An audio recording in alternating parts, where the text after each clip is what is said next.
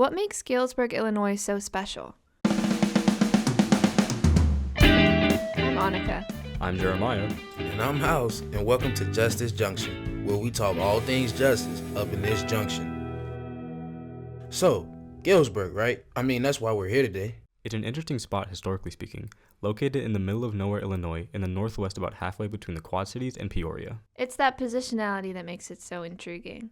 But what about that positionality makes it so intriguing? Well, back when it was founded in 1837, and for over a decade after, it was an outlier among the nearby counties. Yeah, the counties surrounding Galesburg had a large Kentuckian and Hoosier population, so Galesburg being a pillar of abolitionism was kind of crazy to think about. People were often told to go to Galesburg to vote for anti-slavery and to avoid the surrounding hostility. And don't forget to note that there's also a spot on the Underground Railroad.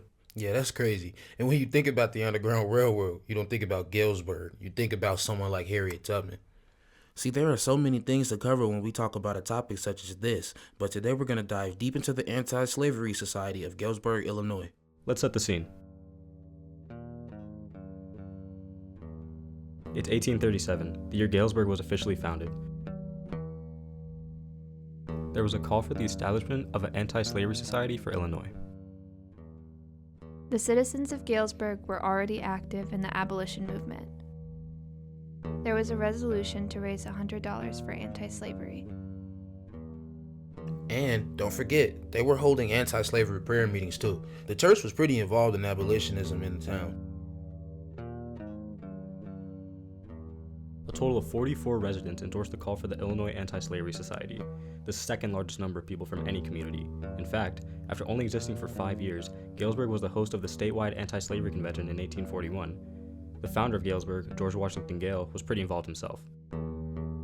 He founded the Oneida Institute before he founded Galesburg and Knox. The Oneida Institute was the first manual labor school to admit black students and was endorsed by the American Anti-Slavery Society. It was a national leader in the abolitionist movement and influenced the anti-slavery efforts in Galesburg. This meant that Gale was both the founder of Knox College and the Oneida Institute, while also being a leader of the Anti-Slavery Society. Gale was one of the principal speakers in the statewide anti-slavery convention in 1841 as well. He also founded the city of Galesburg itself. I can't even lie. If you ask me, that was a man who had his hands in all of the right things. I mean, he was elected as one of the 7 vice presidents of the state society as well. And with it being such a large number of people involved, it's no surprise they formed their own. Yeah, Galesburg residents made up a large part of the state society. Around a quarter of the first meeting were people from Knox County. And given the political climate of the surrounding towns, most of them were from Galesburg. Right, so then comes the Galesburg and the Knox County Anti-Slavery Societies, established a little after the Illinois one, but in the same year. The Anti-Slavery Societies did things like guide and transport slaves, even indicting members of said societies for breaking the law against that.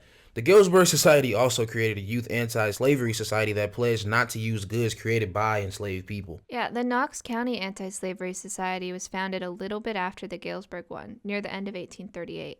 It was based out of Knoxville, which is just about 6 miles east of Galesburg, and the president was a Knoxville resident, who was also a Galesburg grocer, Matthew Chambers, and the majority of the members were Galesburg men. So I think it's pretty fair to say that Galesburg and its residents were at the forefront of the county's anti-slavery movement. But overall, though, the main contribution of these local anti-slavery societies was aiding fugitive slaves escaping via the Underground Railroad. I mean, both of these societies helped fugitive slaves escape from Missouri to Chicago and other northern areas. These anti-slavery societies were all founded and led by men. What about the women in Galesburg? How do they contribute to abolitionism in this context? I mean, there was a female anti-slavery society. It wasn't local to Galesburg, but it was headed by the wife of Knox College's first president, Miss Kellogg. Oh my God. Miss Kellogg? Like cereal?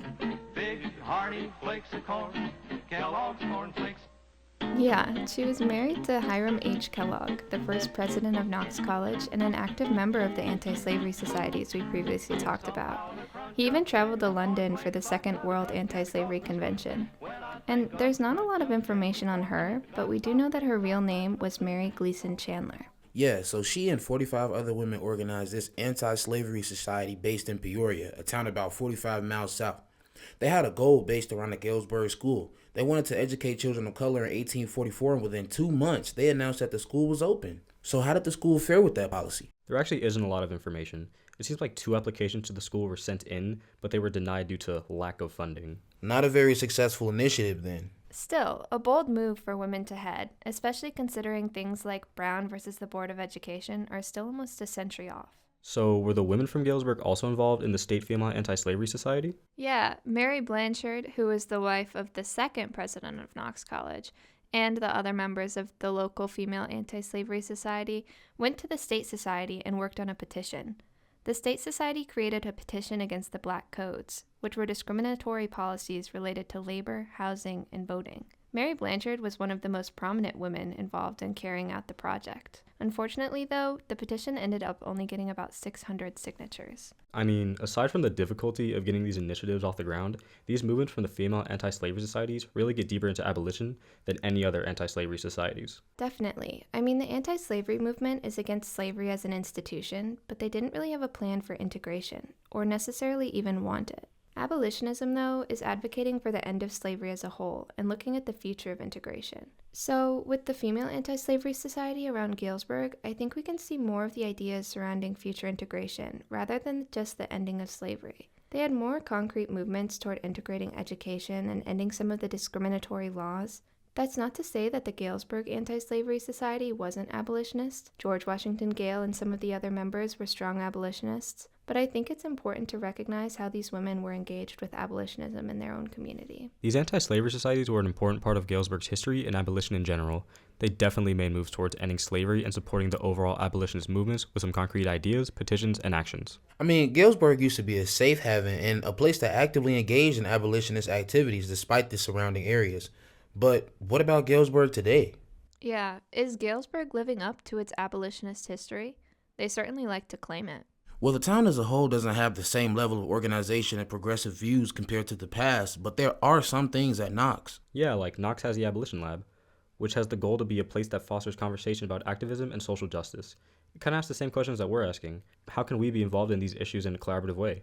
The lab itself is probably one of the best examples of how Knox is trying to continue its legacy, especially since it's involved with a lot of projects surrounding both the history of Knox and social issues now. And Knox has started doing work with the local correctional facility too, Henry Hill, which is important in the conversation about modern-day abolitionist movements. One of the professors at Knox, Dr. Leanne Trapito-Sims, created this course where students at Knox and Henry Hill are in a class together to foster conversations and challenge biases against individuals who are incarcerated. This course is definitely an extension of modern-day abolitionist movements, focusing on restorative justice and community-based education models. Yeah, I can't lie, that's all great, but there are definitely still more things that could be done. Yeah, especially if the town and the college want to capitalize off of its history in a way that it's been doing. But what are some of the things that you think we, as Knox students, could do? You know, Annika, I'm actually glad that you asked that question. I think we can get more involved on the ground in the community. I mean, it's one thing to do some of the civic engagement hours and another to connect with the community and its history. I mean, especially since it's election season, there is definitely some advocacy work that could be done on the ground. And at an institutional level, I think that's important to keep trying to hold the school accountable. There have been a lot of protests throughout the school's history, such as the anti-apartheid movement. But if the school wants to maintain its abolitionist history, students need to hold themselves and the administration to that claim. Yeah, I agree. There's a lot that we can do as students and a lot that we can do to organize as a community. Yeah, guys, it's been great today. And honestly, it was a lot of great information. But that's all the time that we have today for Justice Junction. So let's wrap it up. We'd like to thank Professor Jen Andrella for meeting with us to do an interview and provide some background information. Yeah, the majority of the information found in this podcast can also be found via Knox College's website and Herman Mulder's 1942 article, Galesburg, Hotbed of Abolitionism. The music used in this podcast was provided by freesound.org and YouTube, and the credit goes to Jibe, Audio Coffee, Audio Mirage, and Homer and Jertho. The script, editing, and sound were a collaborative effort between the hosts, Jeremiah, House, and myself. And once again, guys, thank you all for tuning in. It's your boy House and the rest of Justice Junction, and we'll see you all next time.